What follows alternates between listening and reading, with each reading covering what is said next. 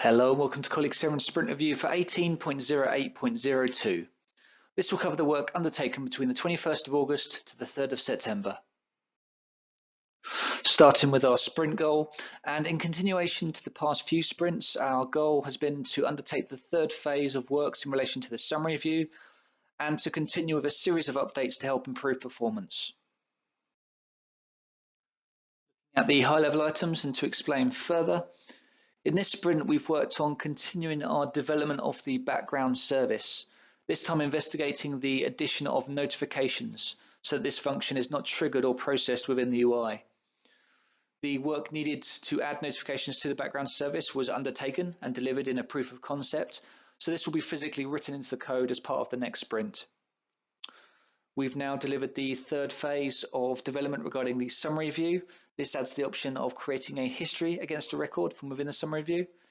This update also included some minor UI tidy-ups in the view, which I'll go through shortly. We've made some code updates so that the entity lookups are read from the master cache file. In summary, this will offer some minor performance improvements. The team have been investigating optimal memory usage. This is more of an infrastructural review, but again, it's with a view to optimizing the performance from the system. We've established some minor updates to assist with freeing up memory, and an upgrade on the Redis cache is now pending from Microsoft to help resolve any memory leaks. We've been reviewing the code behind the bulk mailing mechanism to understand why this feature can come across issues. The envisaged solution will be to incorporate this process into the background service, and a plan is now in motion on how we're going to do that.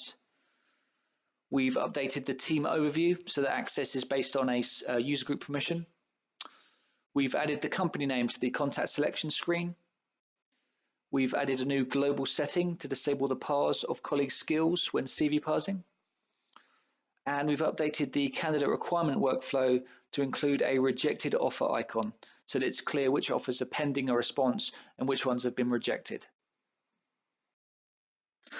We'll now go for a brief demonstration on the key features from this sprint.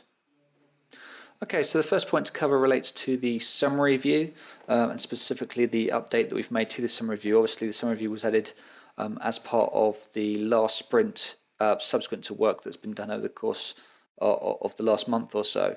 Yeah, so when accessing a search result, on selecting a row, you'll see this option appear top right, and that will contain essentially the option of a panel coming out showing you fields that you've specified for the summary view, and there are user settings relating to the summary view and global settings relating to the summary view as well.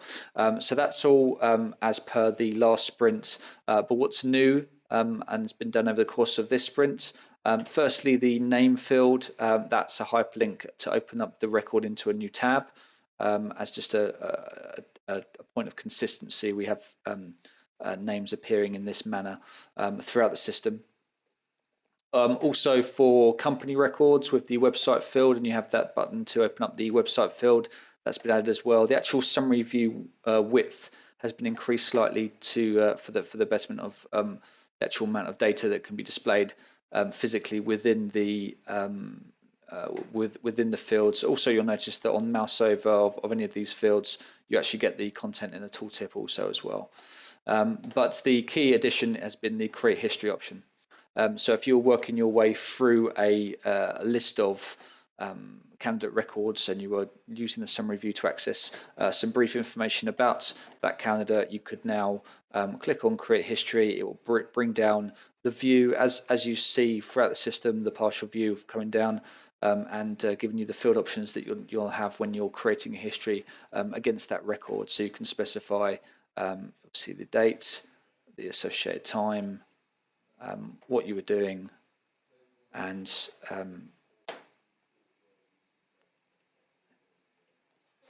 any notes.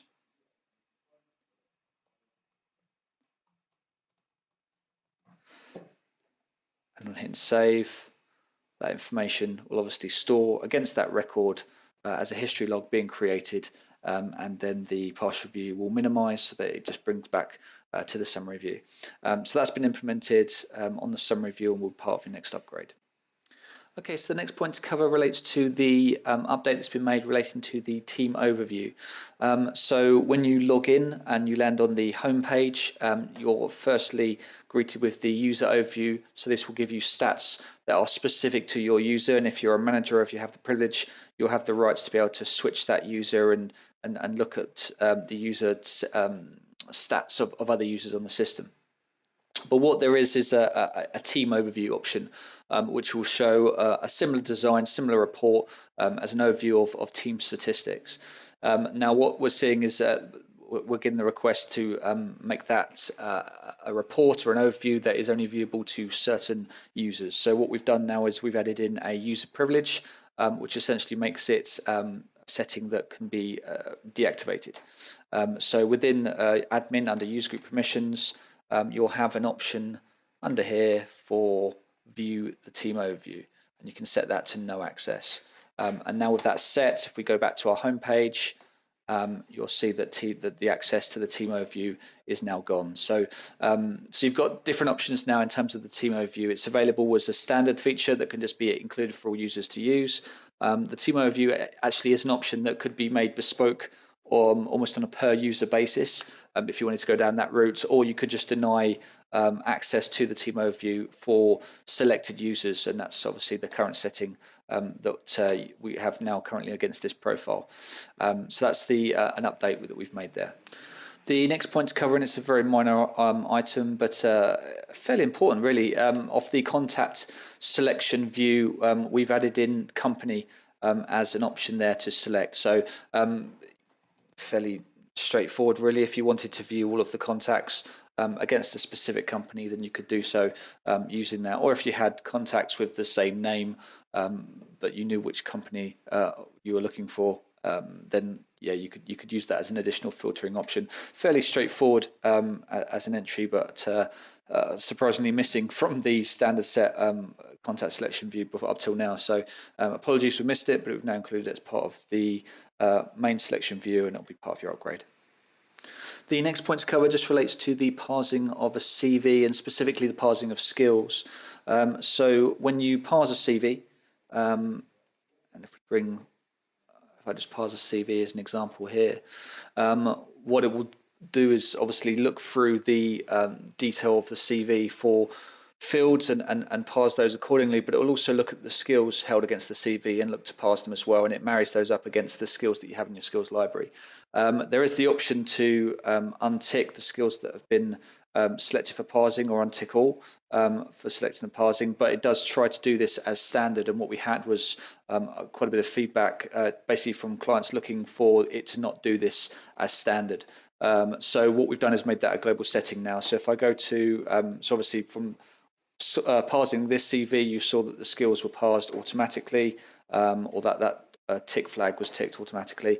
If we go to global settings now, and if I just look up integrations, you'll see that we've had an option here for when parsing add skills to the record by default. We hit no on that now, and that will mean that if I go to parse another CV, and moving forwards, if I was to parse another CV, the skills essentially, as they're still scanned and they're still offered up to be available to be parsed or to be added to the record, but the tick flag isn't ticked. So if automatically parsing skills from a CV isn't something that you want to have in place, then that flag setting is now there to disable this as an option. So that's the update we've made there. The last point to cover, and it's a fairly minor point, it's just the assignment of the rejected offer icon against listings when you can see requirements in multiple stages. So as an example, against a requirement, if we click on the candidates tab, we have obviously a list of all our different candidates, and you'll notice that we've always had these icons here to take you to these different locations associated.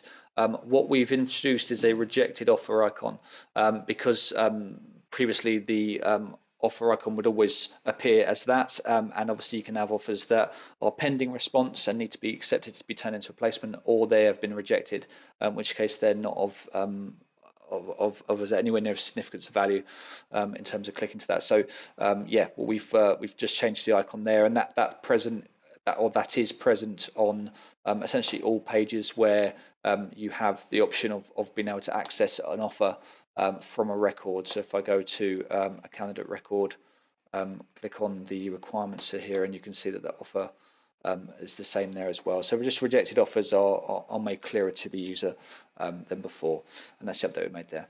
As always, if you have any queries or feedback, please get in touch. I'll be keen to hear from you. Also, for those using Colleague 7, feel free to submit your enhancement requests via the support team or directly to me using the above email address. The next video will be the sprint plan for 18.09.01, and as always, that will contain a high-level overview on the items we intend to work on during that sprint. Thanks for watching.